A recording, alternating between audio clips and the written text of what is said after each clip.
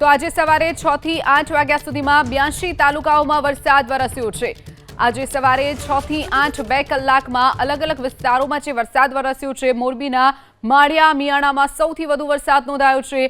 માળિયા મિયાણામાં 2 કલાકમાં 2.28 ઇંચ વરસાદ ખાબકી ગયો છે। સૌથી વધુ મોરબીમાં વરસાદ નોંધાયો છે।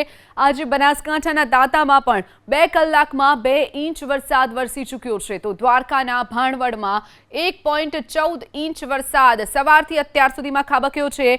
રાજકોટના જામકંડોરણામાં 1 ઇંચ વરસાદ વરસ્યો છે। સવારના 6 થી 8 વાગ્યાની વચ્ચે 2 કલાકમાં જે વરસાદ વરસ્યો છે તેના આંકડા પર નજર કરી રહ્યા છીએ। ત્યારે જામનગરના કાલાવડમાં 1 ઇંચ વરસાદ વરસ્યો છે।